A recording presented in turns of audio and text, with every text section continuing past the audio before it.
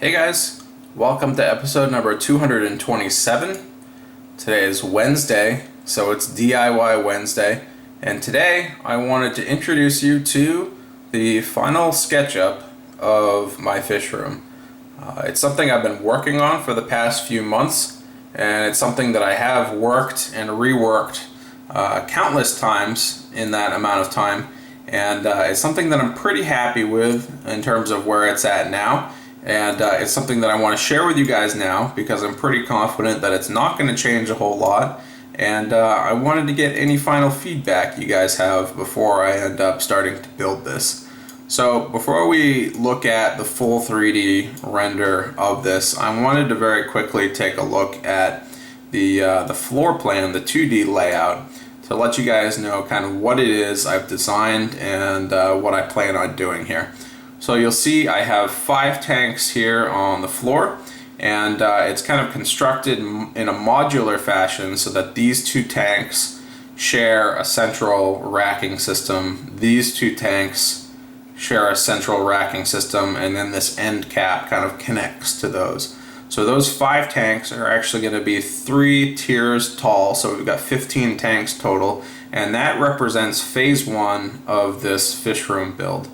You'll notice I've got the exact same thing over here, and I also have 3 additional tanks here, and that represents phase 2 of the fish room build. Phase 1 is going to kick off here pretty soon, within the next month or so, and then phase 2 will follow after that once phase 1 is up and running and in pretty good shape. So just quickly, we'll take a look at this 2D model, and then we'll switch over to the 3D model.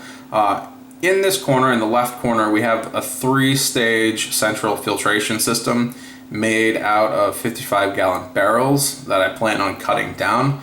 I believe I'm going to attach those together using 2-inch uniseals, and that's going to kind of be my central filtration system.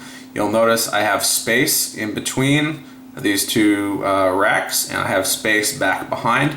That's where my central plumbing, my wastewater overflow, is going to hit the filter, the central filter here. So I'll have plenty of space to work with there. And one other thing you'll notice is I do have this center column to the house, which is going to be riding very close to this first bank of tanks. And that's something that I absolutely can't move, and it's something that I have to kind of work around. So you'll notice that while this set of tanks are 40-gallon breeders and this set of tanks are 40-gallon breeders, I needed to reduce the height on this set of tanks, and so this may end up being 30-gallon breeders, or I might just cut off the top 40-gallon breeder and leave it to 2 tanks so that it can squeeze underneath this beam here. So that's kind of the layout of this room. As you'll remember, this is the staircase down, this is a doorway in. We have an electrical closet here, which is going to be taken out, but the electrical panel is very much going to stay there. So we've got about a 3 foot by 3 foot section of the basement here, which can't have any water around it at all. We have the bulkhead, which is located over here. We've got the washer, the dryer, and the utility sink over here as well. So that's the 2D layout of this fish room. And then very quickly, if we jump into the 3D layout, you can kind of see how this is going to come together. If we look at this fully rendered 3D version of the tank rack, you can see that it sits about 4 inches off the ground. We've got a 2x4 which runs the entire length. That's going to be load bearing. There's one of those in the front, and there's one of those in the back. And then we do have 2x4s which kind of go up the sides here. Those are going to be load bearing as well. And if we look at this from an angle, we can see that there's an additional 2x4 which makes this essentially a 4x4, and that piece of wood goes all the way from the bottom all the way up to the top. It's not interrupted. It's something that's going to be continuous, and it's going to be something I can screw these together and allow, you know, all of that support to go from the very top to the very bottom of that rack. So that's kind of how the the uprights are built. If we swing around here to the side, we can take a look at the front to back beams, which are not going to be load bearing, but they are kind of in line, and that's where the left and the right sides of the tanks will rest on. You'll see we have kind of a naked view here of just the wood on this side, and if we flip around, we can see what that looks like with styrofoam sheets laid on top. And then, as we've already seen in the front here on these end caps, we can see what this looks like with tanks installed in them. We've got about 7 inches of head height in between the top of the tank and the start of the next rack. I would have liked to have at least 12 inches, but that was wishful thinking, and I wasn't able to get any more than 7 inches out of this.